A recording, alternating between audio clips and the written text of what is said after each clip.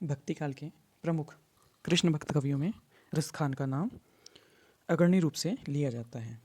रसखान कृष्ण की भक्ति करते हैं। कृष्ण से संबंधित उन्होंने सवैयों की एक रचना सुजान रसखान लिखी है और उसमें कृष्ण का और गोपियों का चित्रण है वो मिलता है। हम आज बात करते हैं रसखान के सवैये की, जिसमें गोपियाँ कृष्ण का रूप लेना चाहती हैं। श्री कृष्ण के प्रति गोपियों का जो निश्चल और निस्वार्थ प्रेम है उसका चित्रण इस सवैये में मिलता है।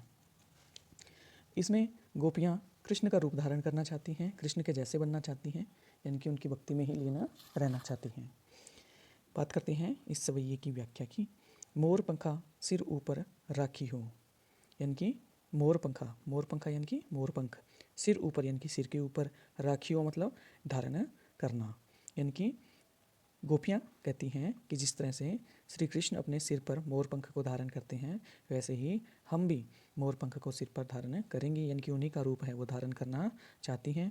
गुंज की माल गरे पहरोगी, माल यानी कि माला, गरे यानी कि गला, पहरोगी यानी कि पहनेंगी। गुंज की माल, अब गुंज क्या है? ये एक तरह से रत्तक रत्ती कहते हैं इसे, यानी कि एक जैसे कोई जंगली बेल होती है उसके जो बीज होते हैं उन्हें कहते हैं गुंज, और उनसे जो माला बनती है या बनाई जाती है उसे कहते हैं गुंज की माला। तो गोपियाँ कहती हैं कि हम सिर पर मोरपंख को धारण करेंगे जैसे श्री कृष्ण करते हैं, और गले में गुंज की माला पहनेंगी, यानी कि श्री कृष्ण का ही रूप धारण करना चाहती हैं, उन्हीं के जैसा बनना चाहती हैं। ओढ़ी पितंबर ले लकुटी बन, गोधन ग्वारन संग फिरूंगी। ओढ़ी मतलब ओढ़ कर, पीतंबर यानी कि पीत प्लस अंबर से बना है, पीत यानी कि पीला, अंबर यानी कि वस्त्र, कि पीला वस्त्र ओढ़कर, ले लकुटी और हाथ में लकुटी यानी कि लाठी लेकर, बन गोधन ग्वारन संग फिरूंगी, यानी कि वन में गायों के साथ और ग्वालों के साथ हम फिरेंगी, जिस तरह से श्री कृष्ण फिरते थे या घूमते थे।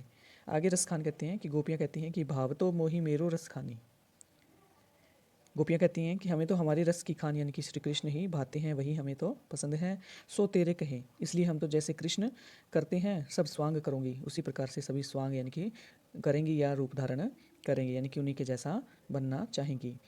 आगे गोपियाँ कहती हैं कि या मुरली मुरलीधर की, मुरलीधर कहते हैं कृष्ण को, कि ये जो बांसुरी है, कृष्ण की जो बांसुरी है, अधरान धरी, जो उनके होठों पर धरी यानी कि धारण की गई थी, अधरा न धरूंगी, यानी कि हम अपने होठों पर इसे नहीं धारण करेंगी। यानी कि जो कृष्ण की मुरली है वो उनके होठों पर रखी गई थी, धारण की गई थी, तो हम उनकी बांसुरी को अपने होठों पर धारण नहीं करेंगे। यानी कि गोपियों को कृष्ण की बांसुरी से सोतिया डाह है, यानी कि वो नहीं चाहती कि उनके मुंह लगी जो बांसुरी है जो उन्हें कष्ट देती थी, यानी कि जो उनसे सोतिया डाह प्रकट करती थी, हम उसे अपने मुँह नहीं लगाना चाहते, यानी कि यह तो कृष्ण की मुँह लगी है।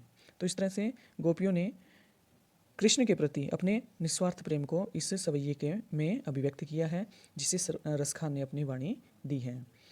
और गोपियाँ श्री कृष्ण का स्वांग तो करना चाहती है, लेकिन उनकी मुरली को होठों से नहीं लगाना चाहती। तो इससे क्या प्रकट होता है कि वो सोत के प्रति उनके मन में जो ईर्ष्या भावना है वो चित्रित होती है। रसखान ने ब्रजभाषा का प्रयोग किया है, इसमें अनुप्रास एवं यमक अलंकार की छटा देखने को मिलती है।